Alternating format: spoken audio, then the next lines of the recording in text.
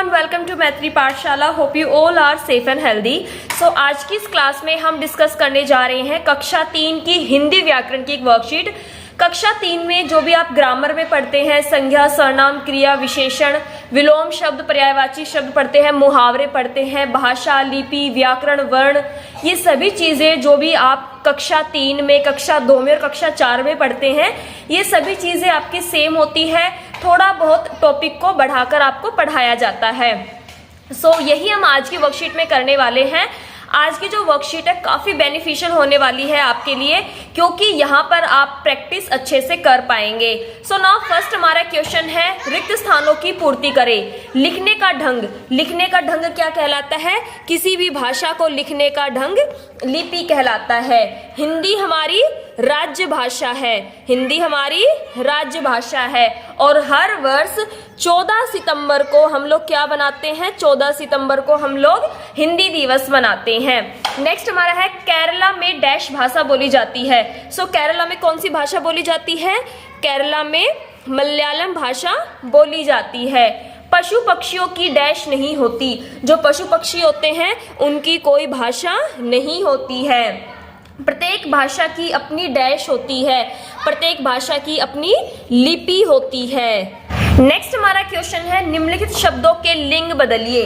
राजा. राजा का क्या होगा? रानी. बैल, गाय. माली. माली का होगा आपका मालिन. सेठ, सेठानी. ये भी आपके एग्जाम में 1 या 2 नंबर में पूछ लिए जाते हैं. निम्नलिखित शब्दों के वचन बदलिए.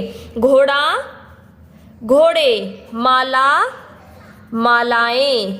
दवाई, दवाइयां. पंखा, पंखे.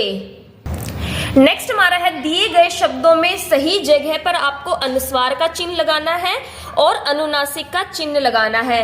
ये हमने कल की वीडियो में भी डिस्कस किया था और एक बहुत पहले भी मैंने एक वीडियो इसके ऊपर पूरी बनाई थी, डिटेल में आपको समझाया था. आप चाहे तो चैनल पे जाकर उस वीडियो को वॉच कर सकते हैं. यहाँ पे है गांव, तो गांव में हमारा क्या लगता है? गांव में लगता है अनुनासिक यानी कि चंद्र बिंदु.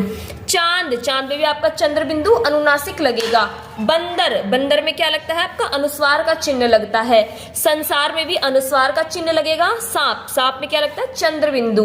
मंदिर, मंदिर में क्या लगेगा? आपका अनुस्वार का चिन्ह लगेगा.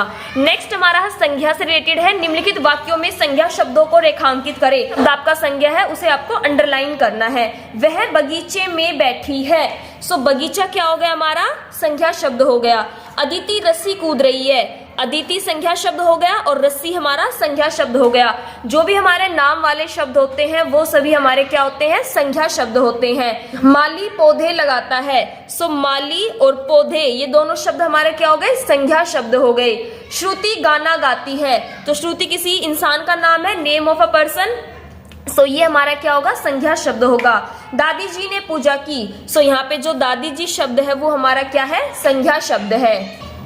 नेक्स्ट है, सर्वनाम शब्दों पर गोला लगाएं. जो शब्द संज्ञा के स्थान पर यूज होते हैं उन्हें हम सर्वनाम शब्द कहते हैं. तुम तालाब में तैर रहे थे. जो तुम शब्द है वो क्या हमारा? सर्वनाम शब्द है. मैं खेलने जा रहा हूँ. मैं शब्द क्या है? हमारा सर्वनाम शब्द है. वह पढ़ रहा है. वह शब्द हमारा सर्वनाम है. आप यहाँ क्या कर रहे हैं? आप शब्द हमारा सर्वनाम है.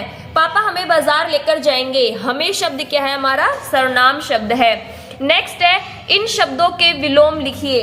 आपको अपोजिट वर्ड लिखने हैं. न्याय, न्याय का क्या होगा? अन्याय. अमीर, गरीब. अमृत, विष. उचित, उचित का क्या होगा? हमारा अनुचित. स्वर्ग, नरक. जीवन, मरण.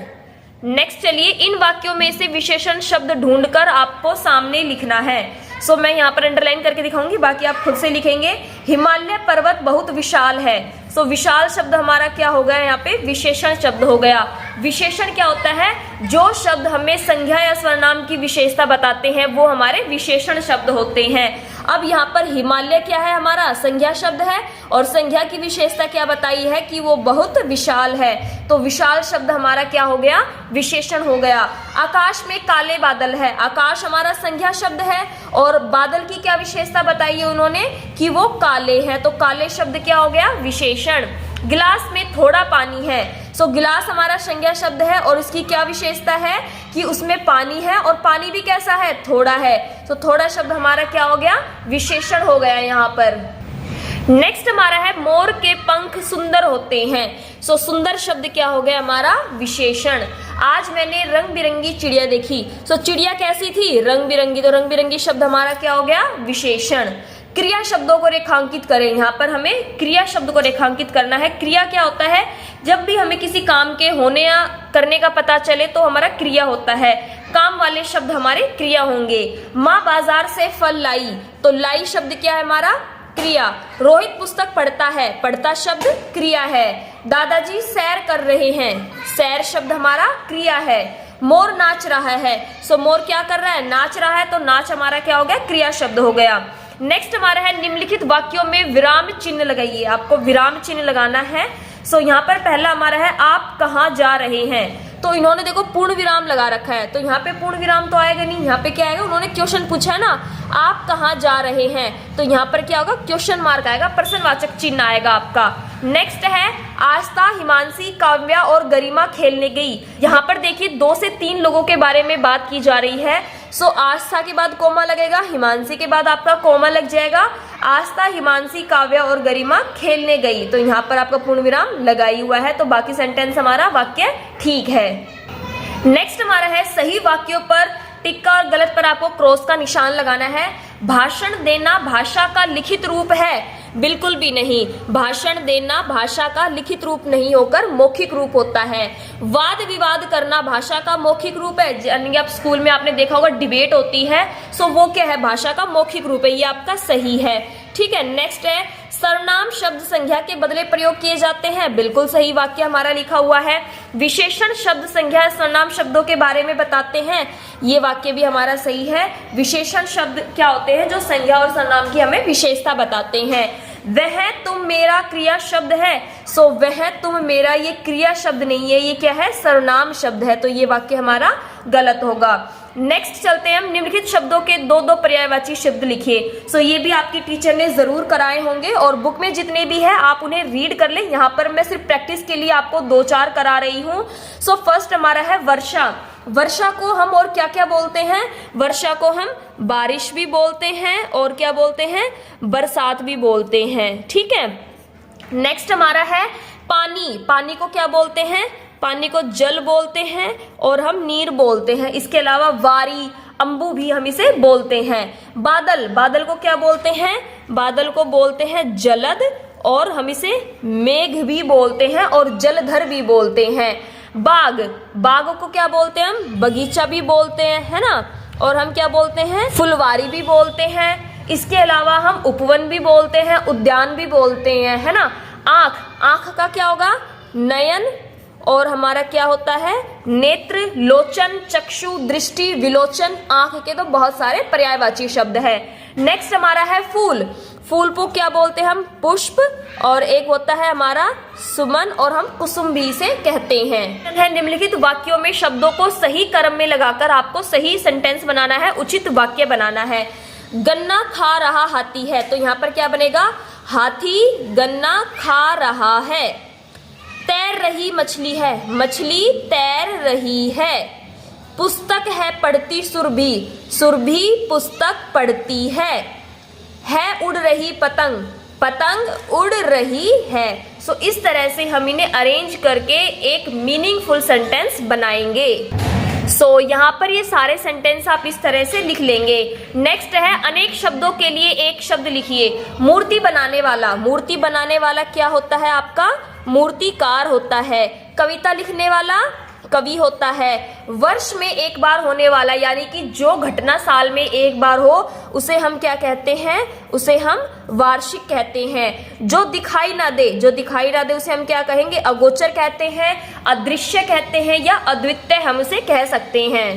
नेक्स्ट हमारा है निम्नलिखित शब्दों के 2-2 अर्थ लिखिए। जैसे कि यहाँ पर लिखा है हल, तो हल एक तो होता है समाधान करना, किसी भी प्रॉब्लम का सॉल्यूशन निकालना, समाधान करना हल कहलाता है। एक होता है जिससे हम खेत जोतते हैं, तो खेत जोतने का जो यंत्र होता है उसे भी हम क्या कहेंगे, उसे भी हम हल कहते हैं। जग, एक तो हम संसार को कहते हैं जग, और एक बर्तन होता है ना आपके घर में जग, उसे भी हम जग कहते हैं। लाल, लाल एक तो कलर का नाम होता है, रंग, और एक बेटे को भी लाल कहा जाता है। भाग, भाग होता है एक तो भाग्य यानी कि आपकी किस्मत, और दूसरा होता है डिवाइड करना, विभाजन करना, और एक होता है भागना, जैसे कि हम रेस लगाते हैं ना, भागना, वो भी क्या होता है, भाग। निम्नलिखित मुहावरों के अर्थ लिखिए। पेट में चूहे कूदना, तो पेट में चूहे कूदने का मतलब क्या है, भूख लगना। क्या है, भूख लगना। आपको वाक्य में प्रयोग करने के लिए भी एग्जाम में पूछा जा सकता है, ठीक है। ईद का चांद होना, ईद का चांद होना यानी कि बहुत दिनों बाद दिखाई देना। नेक्स्ट है आंखों का तारा, बहुत प्यारा। मुंह की खाना, हार जाना। घी के दिए जलाना, खुशी मनाना। सो आई होप आपको आज की जो वर्कशीट है वो अच्छे से समझ आई होगी। फिर भी आपको कोई डाउट यदि रहता है तो आप मुझे कमेंट करके पूछ सकते हैं। Thanks for watching, have a good day.